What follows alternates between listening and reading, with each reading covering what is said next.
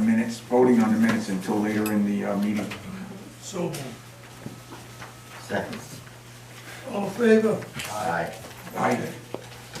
Next item is the Bristol Yarn Mill, also known as Robin Rugg, public hearing is closed. Board discussion and voting only. Major land development. Action by the board on the master plan review of the major land development for the redevelopment of the Robin Rugg Mill to be known as Bristol Yarn Mill, located at 125 Main Street.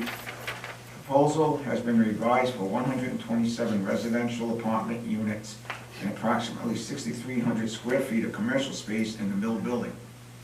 Proposal includes parking on the east side of Thames Street that is located approximately 130 feet south of the intersection of Church and Thames Street. Planning board also to make recommendation to the town council on the proposed change of zone request to amend the original zone change conditions on the mill property.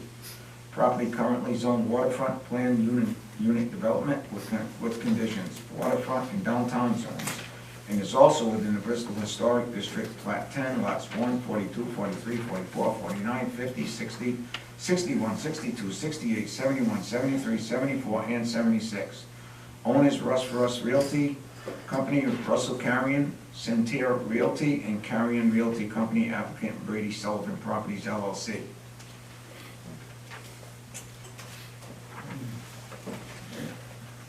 Andy, is there anything to say for us?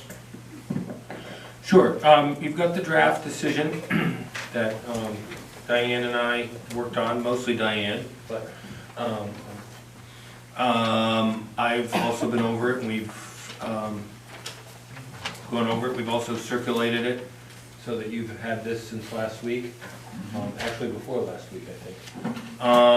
And we've also sent a copy to the, it's been available publicly, and we sent a copy to the applicant.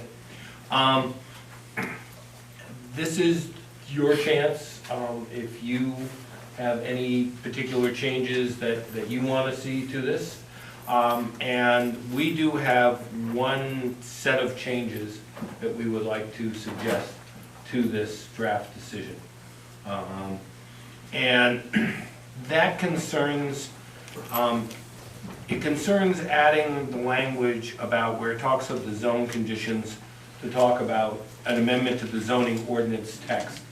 And I think there's been a lot of confusion about the issue of the square footage of, yes, the square footage of the mill.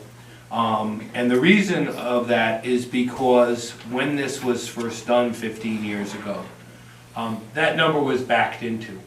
Even back then, it was a decision essentially of the town council of how many units there were going to be. And the rest of our areas in town, we have density based on lot area. Well, it doesn't make any sense to have a density requirement on lot area where you have existing 5-story buildings. That doesn't make sense. You would have very few units there, you'd have nothing. So if you're going to have residential density, it needs to be based on something else.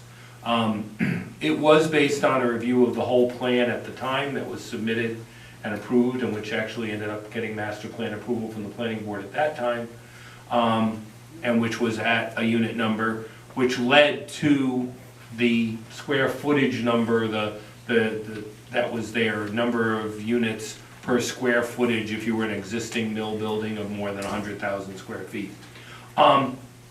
We think it's still consistent.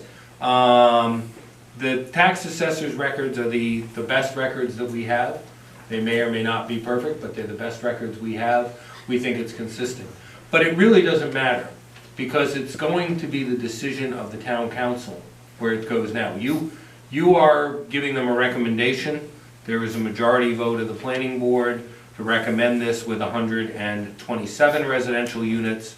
It really doesn't matter what the number is per square foot of building, because that will be up to the council as well. They may decide, no, 98 units is what it should stay. They may decide it should be 150 units, whatever.